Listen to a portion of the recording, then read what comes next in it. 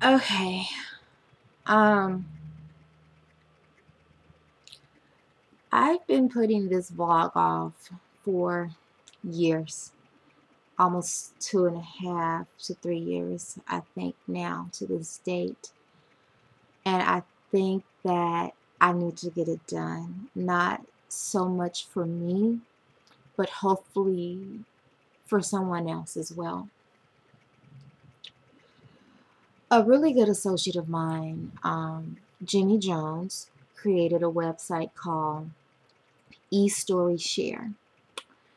And on eStory Share, that website was where people were just telling their stories about things that they've been through, life situations, how they overcame it, and what they learned. And I told him that I was going to do one about my rape. And I could just never get myself to really talk about it until today. It's hard for anybody that has not been victimized in a rape to understand the feelings that comes with that. It's hard for people to understand the mental, lifelong scars that comes with that as well. And people have to understand that sometimes it's not about the sex that violated us so much as the person taking away our power. So I'm doing this vlog for all of my fellow rape survivors, because this is going to be part of my healing. I'm finally addressing it after 3 years. So I'm going to start off by telling you guys the story of what happened. For me, my situation was actually a date rape. I recently got out of a really bad relationship. It was a relationship that I knew was going to end. I didn't like the way that it ended, but it was inevitable at the time because I didn't love that man. But I was looking for someone to fill that void, just to make me feel great at the time.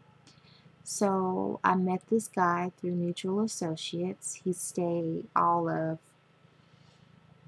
maybe 10 minutes away from me.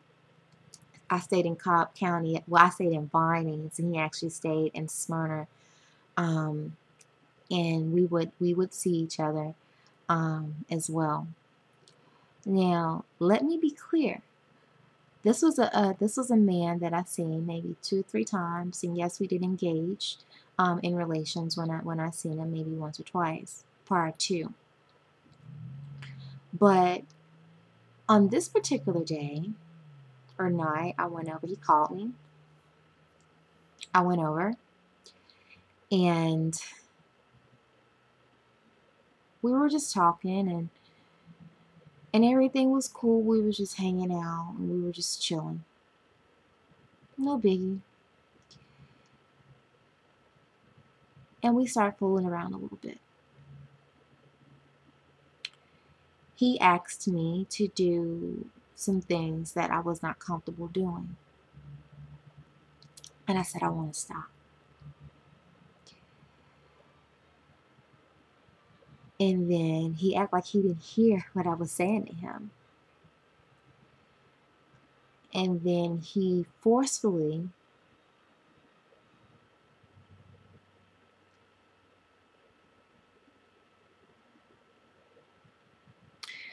pinned me down. And I was screaming to him to the top of my lungs, stop, please. I said, stop. I said, I don't want to do this.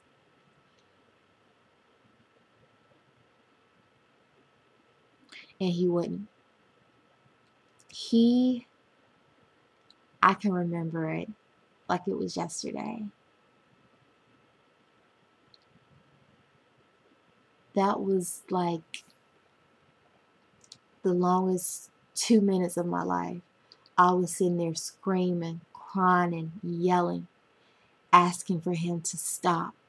And he would not stop until I finally yelled so loud. He stayed in an apartment complex. He got up and he told me, "Get your shit and get the fuck out."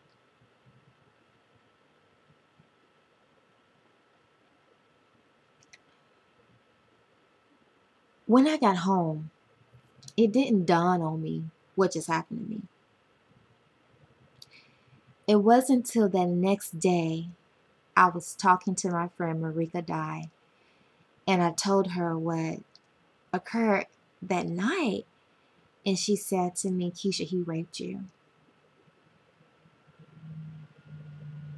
I didn't want to accept the fact that that happened to me. He didn't rape me. Rape? That doesn't happen to me.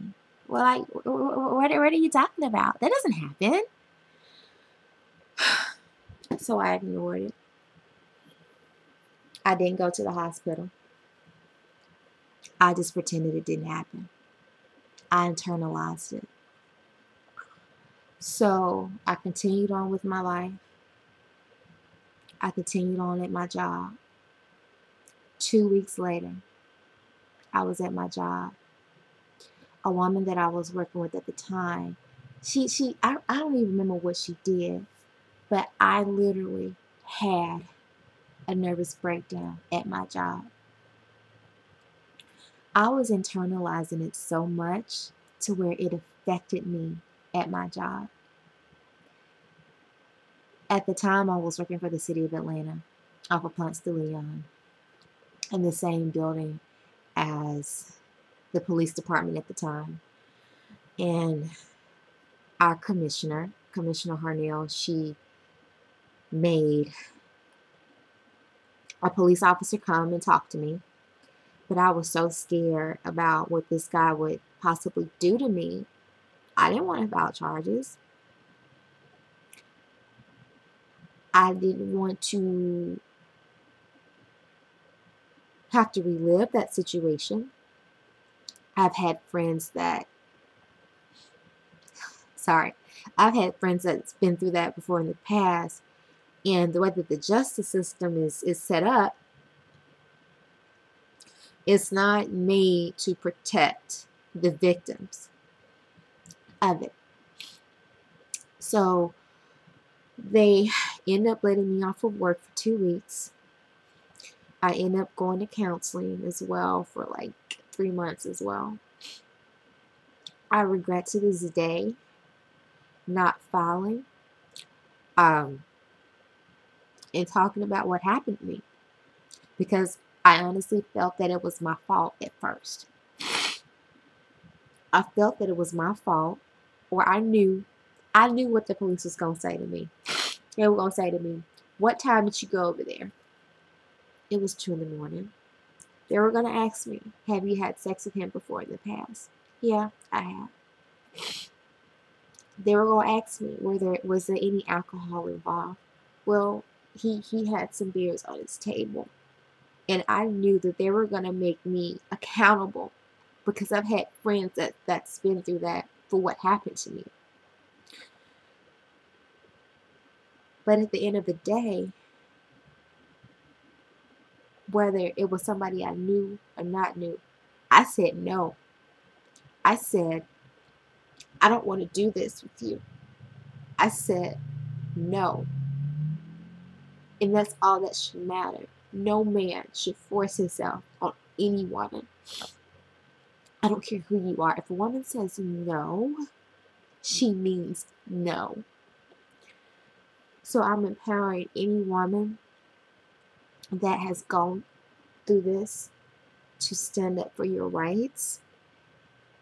Don't be afraid to file a report, because there is a lot of support groups out there. I actually joined one for a little bit for women that's been through it, because 3 years later, I still have emotional scars from that. The fact that somebody could take power away from me, and it's just, people don't understand until it happens to you, what it does to you mentally, how it makes you feel. But I've prayed a lot, and with the help of counseling and in my support groups, I am a survivor of rape. And I am encouraging any woman that's gone through that, don't be afraid to speak up, because you're not the only one that's been through it. So whether it's somebody that you knew, somebody that you didn't know, it's not your fault. You said no, and that's all that should matter. I encourage you ladies to tell your story. I encourage you ladies to move forward and just keep living your life. Ever so often, I still have nightmares about that night. And I just don't understand how some guy that I knew is this cool. And to know that this man is now living his life, you know, all juices and berries and sunshine and lollipops. And I go to his Facebook page from time to time. I noticed that he moved away from Atlanta. Now he has this girlfriend, and she moved with him, and she has no idea that she has fell in love with a guy that rapes women.